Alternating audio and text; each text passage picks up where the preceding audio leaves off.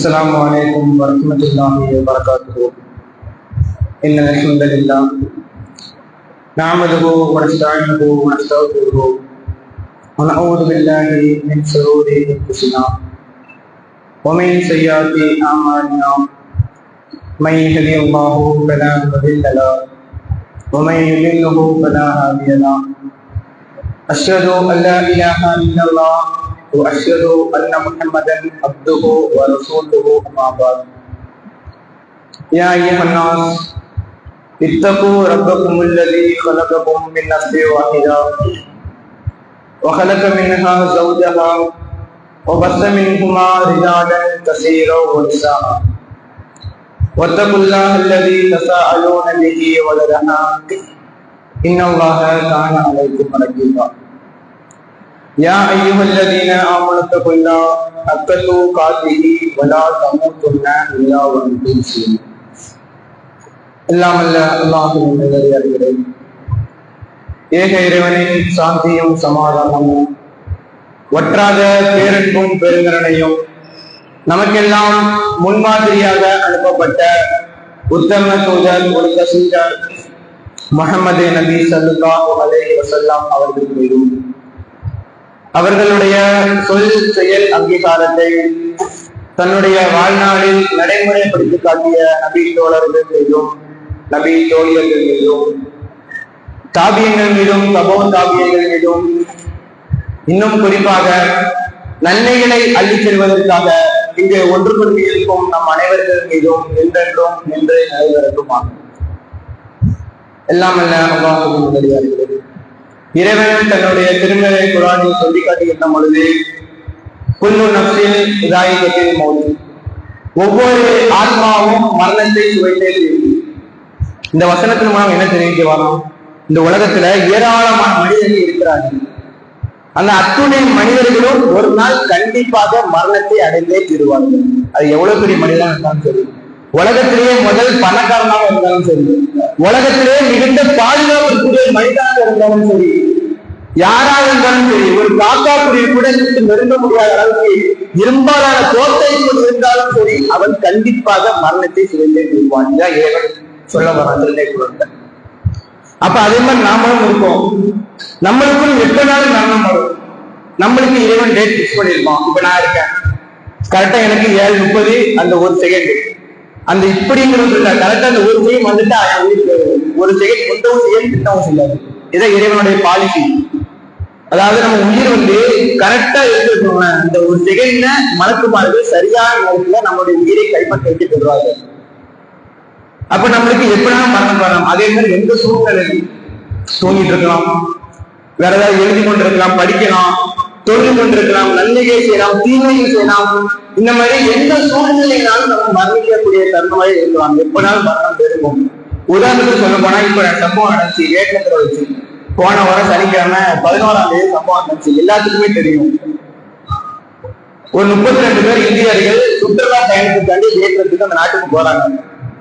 கடல் பயணம் மேற்கொள்ள ஆசைப்பட்டு அந்த கப்பல்ல பயணம் செஞ்சு போயிட்டு இருக்கும்போது என்ன ஆகுதுன்னா, அந்த கப்பல் ரொம்ப வேகமான காற்று அடிக்கு, சூறாவளி காற்று மாதிரி அடிச்சு அந்த கப்பல் கவுந்துருது. கவுண்டர் என்ன ஆகுது? அது அந்த 15 இந்தியர்கள் மரணத்தை விடுறார்கள். எப்படி இந்த 15 இந்தியர்கள், அந்த 15 இந்தியர்களோட சூழ்நிலை, அந்த மனநிலை எப்படி இருக்கும்? எந்த மனநிலையோடு அந்த வேகம் நாடு போயிருப்பாங்க. நம்ம செஞ்சோட போறோம், ஜாலியா சுற்றி பார்க்கணும், கடல் பயணம் மேற்கொள்ளணும், அங்குள்ள உணர்வை நாம் முன்னிட்டு அடுத்த நாள் நம் நாட்டுக்கு வந்து நம்ம வீட்டுக்கு போக வேண்டும் எண்ணத்தோடு மனநிலையோடு வந்திருப்பார்கள். ஆனா இறைவன் என்ன இருக்கா? அங்க கிறிஸ்து வச்சிருக்கான், அங்கதான் உங்க மரணமே இருக்குங்க. அதாவது இவங்க நாட்டப்படி போறாங்க, இறைவன் நாடு இருக்கான். நீங்க இந்த நாள்ல நீங்க அந்த நாட்டுக்கு போவீங்கப்பா, இந்த கடல் பயணம் ஆசைப்பட்டு கப்பல் ஏறி போவீங்கப்பா, அப்ப நான் என்ன செய்வேன்? சூறாவளி காற்று அனுப்புவேன். கடல்ல அந்த மொழிக்கு நீங்க 15 பேர் மட்டும் என்ன செய்யுங்க? அப்படியே உயிர் எடுக்கப்படும், உங்களுக்கு பிரிக்கப்படும் இருக்காங்க. அப்ப அந்த 15 பேருக்கு அந்த நிலைமையில அந்த சூழ்நிலையை வச்சு அவங்க மரணம் எடுக்கப்படுது, அந்த உயிர் கைப்பற்றப்படுது.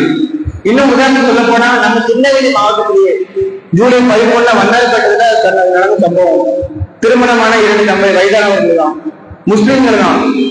என்ன செய்யறாங்க? வாகனத்துல 20 வாகனத்துல போறாங்க. பயணிக்கும் போது என்ன ஆகுது? தனியார் பேருந்துக்கான ஒரு தெரிஞ்சுட்டான், அவங்க மேல ஏற்றிட்டு போயிட்டாங்க. ஸ்வாட் அவுட். அப்போ அவங்க நினைச்சிருப்பாங்க, வாகனத்துல போய் வீட்டுக்கு போன இருப்பாங்க. அந்த சூழ்நிலையா விபத்துக்கு உள்ளாக்குவாரே அறிந்திருப்பார்கள், தெரிந்திருப்பார்களா? தெரிந்திருந்தால் அந்த 19வது பேர்வார்கள் பேச மாட்டார்கள். அப்ப யாரோட நாட்டம்? இறைவனுடைய நாட்டம்.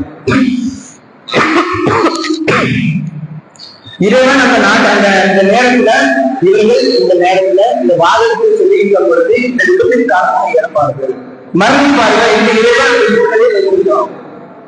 அப்ப இதே மாதிரி ஒவ்வொரு மனிதர்களுக்கும் ஒவ்வொரு இடத்திலும் ஒவ்வொரு விதமான நேரத்திலும் அந்தந்த சூழ்நிலை கேட்காதவர்களுக்கு கைப்பற்றப்படும் எல்லா மனிதர்களும்.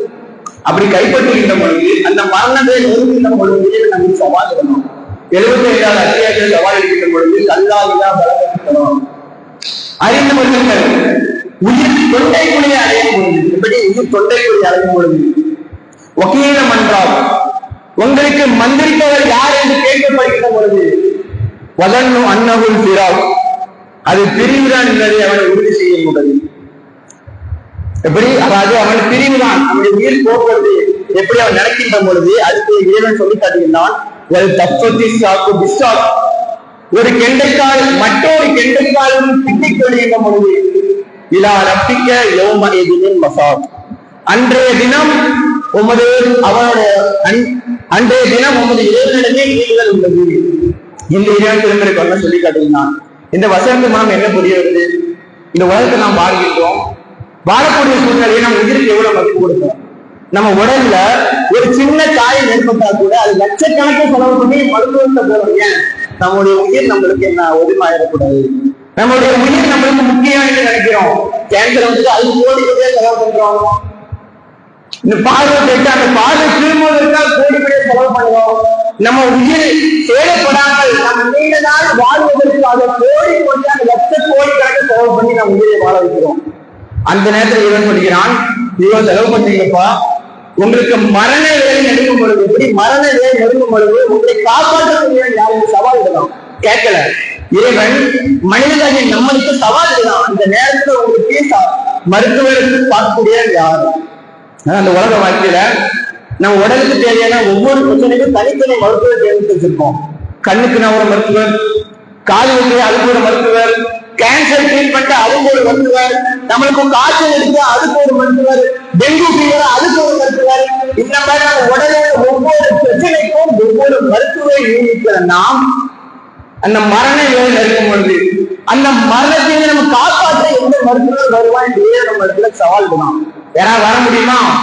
முடிய. எந்த கொம்பனாலையும் உலகத்திலே தலை சேர்ந்த மருத்துவ முகாம் இருக்கு, அங்க இருக்கக்கூடிய டாக்டர் வந்தா கூட நம்ம காப்பாற்ற முடியாது. ஏன்னா நம்மளுடைய நேரம் முடிஞ்சிருக்கு. அந்த நேரம் நம்மளுக்கு நிர்ணயிக்கப்பட்டிருக்கிறது. இந்த நேரத்தில் கண்டிப்பாக மரணத்தை தீர்வாய். எவ்வளவு பேர் டாக்டர்னா நீ கூப்பிடு, எவ்வளவு பேர் தலைவர் மருத்துவனா நீ கூப்பிடு, யாராலும் நம்மை காப்பாற்ற முடியாது. சவால் இடலாம். இறைவன் சவாலிட்ட நம்ம சாதாரணமா மனிதர்கள் சவாலிடுற மாதிரியா இல்ல, இறைவன் சவால் இடலாம். சாதாரண விஷயம் இல்ல. அப்ப இந்த மரணம் என்று எந்த அளவுக்கு இருக்கு? அதான் இந்த காலத்துல மருத்துவர் நம்ம கடவுளாக பார்க்கப்படுவாங்க. மனிதர்கள் மத்தியில மருத்துவர் கடவுளாக பார்க்கப்படுகிறார்கள். எந்த பிரச்சனையாலும் மருத்துவத்துல தான் போறோம். அப்ப ஏன் அந்த மருத்துவ பதில் சவாலே விடுதான். இந்த மருத்துவனை கூட்டம் என்ன செய்வோம்? மரணத்துக்கு காப்பாற்றிக் கொள்ள சவால் விடலாம். முடியுமா? முடியாது. அப்ப அந்த அளவிற்கு இந்த மரண பிடி நம்ம மரணம் நெருங்கிட்டு சொன்னாலே கண்டிப்பாக மரணம் சொல்லணும். எந்த ஒரு மருத்துவனாலும் காப்பாற்ற முடியாது. எனவே நாம் அப்படியாப்பட்ட மரணம் நெருங்குவதற்குள்ள என்ன நன்மைகள் செய்யணும். ஏனென்று சொன்னால் இந்த உலக வாழ்க்கையில் வீணும் விளையாட்டுமானதுதான். அப்ப நாம் மரணிப்பதற்கு நன்மை, ஏன்னா நன்மைகள் செய்தால் மட்டும்தான் மறுமை நாங்கள் சொர்க்கத்துக்கு செல்ல முடியும். அப்ப நாம என்ன செய்யணும்?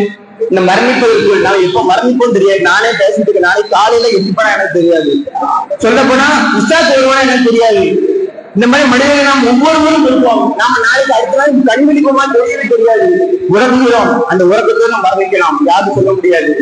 அப்படி அந்த நேரம் நான் நெருங்குவதற்குள் அதிகமா நன்மையை செய்ய நன்மக்களாக இருக்க வேண்டும் என்று கூறிய உதவி முடித்துக் கொள்கிறேன். வாகைகரமான அஸ்ஸலாமு அலைக்கும் வரஹ்மத்துல்லாஹி வபரகாத்துஹு.